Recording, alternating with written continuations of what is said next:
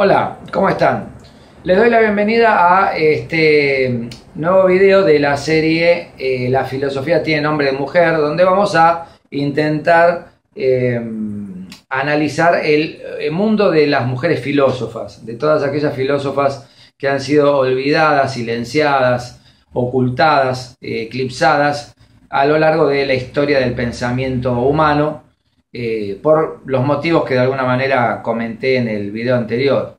Y por supuesto, cuando hablamos de filosofía tenemos que hablar de un origen de la filosofía y nos remitimos casi tradicionalmente al mundo griego. No porque no haya habido pensamiento en otras culturas, esto lo vimos en algún otro video de la serie Filosofía desde cero, sino porque digamos que en el mundo griego se gesta lo que es la filosofía tal como hoy la conocemos, ¿no? La palabra filosofía tiene un origen griego, amor por la sabiduría, filosofía. De manera que lo que ocurre en Grecia, en términos históricos y sociales, etcétera, tiene mucha importancia para el conocimiento de la filosofía y también para el conocimiento de la filosofía hecha por mujeres. Vamos a hablar de filósofas como Téano, Aspasia, Perictione, Hiparquía y otras que pertenecieron a ese universo de la cultura griega. Fundamentalmente de la cultura ateniense, que es donde de alguna manera la filosofía adquiere su carácter protagónico en el mundo antiguo, de la mano de Sócrates, Platón y después de Aristóteles. Para esto hay que estudiar, aunque sea brevemente, o hablar de cómo era el rol de la mujer o cuál era el rol de la mujer en esta sociedad griega.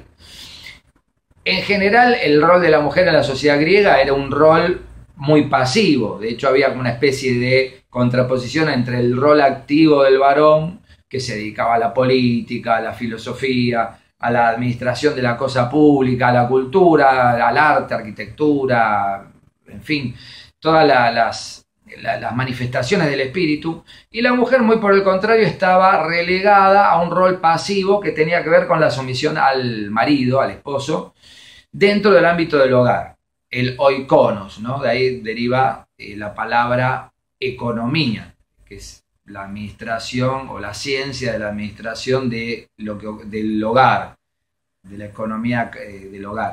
Hoy en día diríamos la microeconomía. Bueno, la mujer estaba relegada al oikonos y ni siquiera a la casa como totalidad, no era lo que hoy en día se denominaría una ama de casa, estaba relegada a una especie de habitación particular para la mujer que se llamaba gineceo. Es decir, la mujer ni siquiera podía deambular por toda la casa. Pensemos en estas casas de a lo mejor un aristócrata griego que tenía muchas habitaciones, etcétera. La mujer no es que podía estar por todas partes. Estaba como relegado a un ámbito particular que era el ámbito donde tenían que estar las mujeres. La mujer no tenía mucho acceso no solo a la vida pública, sino al universo público en el sentido de salir a la calle. De hecho, estaba mal visto que una mujer, por ejemplo, estuviera tostada. Si una mujer tenía colorcito tostado es porque andaba mucho por la calle y entonces no estaba donde correspondía, que era dentro de la casa. Bueno, uno lo dice con cierto humor, pero es bastante dramático, ¿no? Este lugar que se le asignaba a la mujer, o que se le imponía en realidad, como un lugar de ocultamiento.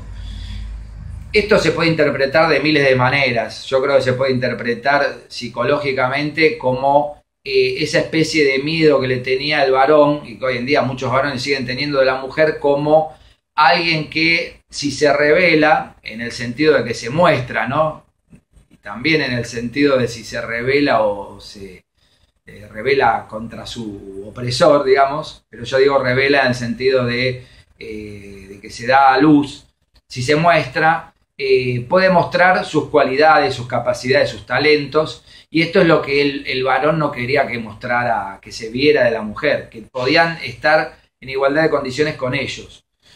El varón, como decía, administraba la cosa pública, pero también las cuestiones del hogar, las cuestiones relativas a la propiedad. El varón era propietario, la mujer nunca era propietaria. Al varón se le podía perdonar la infidelidad, no a la mujer, por ejemplo, en un juicio público.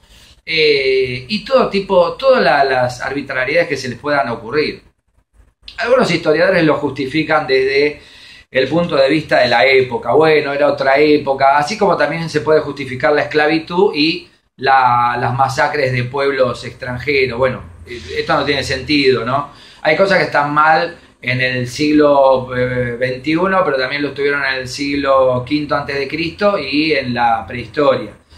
Obviamente uno toma en consideración el contexto, pero este lugar que se le asignaba a la mujer en Atenas, por ejemplo, no se justifica por ninguna cuestión histórica.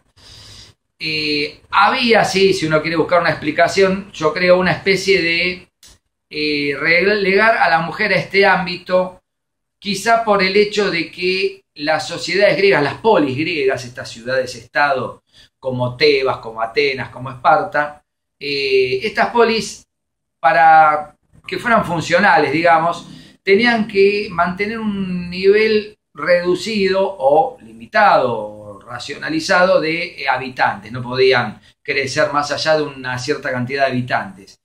Esto aparentemente, según algunos autores como Quito, por ejemplo, en su famoso libro Los griegos, y otros analistas, habría dado lugar al fomento de la homosexualidad masculina en el mundo griego.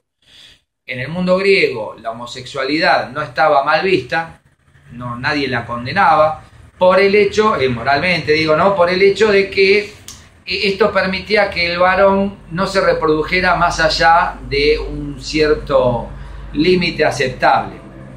Entonces el varón promedio en la Grecia clásica, sobre todo en ciudades como Atenas, practicaba una sexualidad muy libre entre varones. A veces incluso practicaba lo que hoy en día se denominaría la pedofilia, porque tenían relaciones con mancebos que eran chicos muy jovencitos, a veces preadolescentes, y esto lo podemos encontrar, no es algo que sabemos de oídas, aparece por ejemplo en el diálogo de Platón, el banquete, ¿no? Donde se hace manifiesto que los varones, cuando hablan del amor y del goce que tiene que ver con lo sexual, etcétera, refieren a relaciones entre varones y la mujer siempre está un poco relegada. De todas maneras, vamos a hablar en algún momento del banquete de Platón, porque ahí aparece una mujer filósofa, y no es un dato menor que aparece una mujer filósofa a la que Platón, a pesar de su misoginia, le da cierto protagonismo, ¿no? Platón como autor del diálogo, si bien Platón no aparece en el diálogo. La misoginia en el mundo griego, lo mismo que en el mundo romano, en el mundo antiguo en general, en sociedades de Oriente también, era algo muy marcado, mucho más marcado que en el mundo actual. Quizás solo equiparable a lo que pasa hoy en día en algunos países, no en todos, de Medio Oriente, donde todavía la mujer es alguien que no puede hablar, no puede manifestarse, tiene que estar encerrada, no puede mostrar la cara y ese tipo de cosas.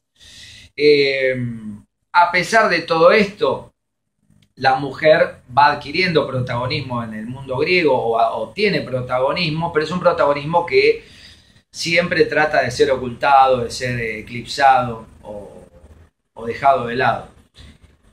Algo diferente pasaba en Esparta, curiosamente, la famosa polis de los guerreros, ¿no? La ciudad de los soldados que preparaban a los hombres para la guerra.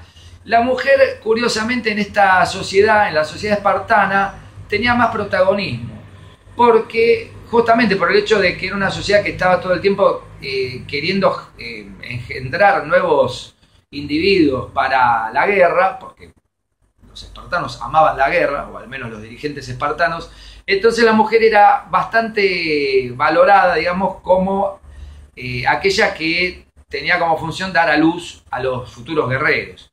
Pero más allá de esta función reproductiva, también era mejor considerada en términos sociales, ¿no? Por ejemplo, las mujeres no se casaban tan jóvenes como en Atenas, donde solían casarlas de manera forzada, por supuesto, hacia los 14 años, o antes incluso. La mujer en Esparta en general se casaba hacia los 18 y con varones de su edad, o un poquito más grandes, no con personas mucho mayores, como pasaba en en Atenas. Y esto que nos parece un poco escandaloso pasó hasta el siglo XX, ¿no? Hasta principios del siglo XX o bien entrado el siglo XX era muy habitual que las mujeres se casaban con hombres mucho mayores y mujeres adolescentes tenían que soportar un casamiento forzado por conveniencia, por cuestiones políticas, diplomáticas, lo que fuera, con varones que podían tener 40 años más que ellas, ¿no? Bueno, una cosa que hoy en día es vista como patológica, era una normalidad en esas sociedades. Bueno, con esto creo que pudimos ver, dar un pantallazo general de la mujer en el mundo griego. Por supuesto que se podría hablar muchísimo más.